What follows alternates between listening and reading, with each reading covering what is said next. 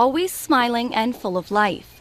Lisa Shaw is the picture of health and happiness. I had a charmed life. I have a good career. I play sports. I, go to the lake, and I've never been depressed in my life. I'm one of those very disgustingly, annoyingly happy people who loves winter, loves summer. Yay, it's raining, yay, it's snowing.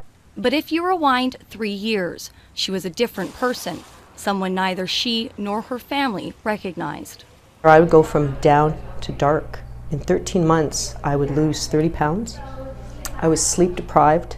I stopped doing everything, including being trapped in my bed for about 6 weeks. Shaw tried to kill herself, and like many others suffering from mental illness, she spent countless, endless days in the emergency room.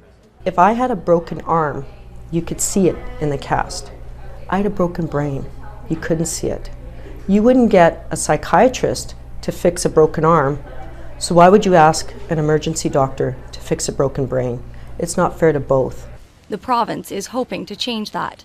The Mental Health Crisis Response Centre opened in June. Through a Freedom of Information request, Global News has learned more than 1,300 people used the facility in its first 3 months. We were busy from day one, and we've had days as high as 28, 29 people, and so we've been very, very pleased. 5 weeks after the centre opened, mental health was thrust into the spotlight.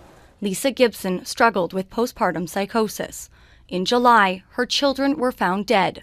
4 days later, police recovered her body from the Red River. Police say Gibson drowned her children before killing herself.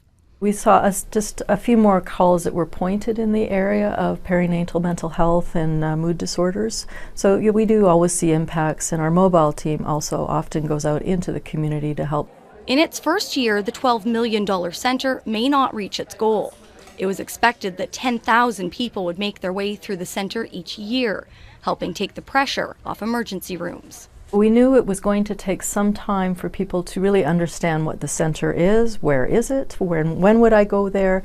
Staff say the low patient use is because the centre is still new and mental health stigmas are still a barrier.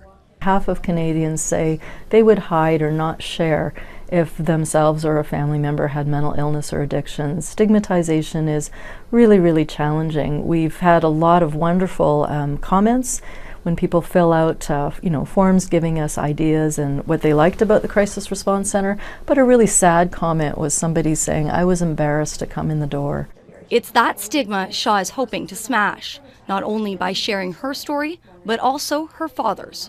My father was diagnosed with major depression with psychosis, and he battled it for 10 years. And I watched this illness rob my father of his laughter. His brilliant blue eyes went gray, and ultimately it robbed him of his soul because he died by suicide at 59 years old. And for someone who's lived through it like Shaw, getting help can be the difference between life and death.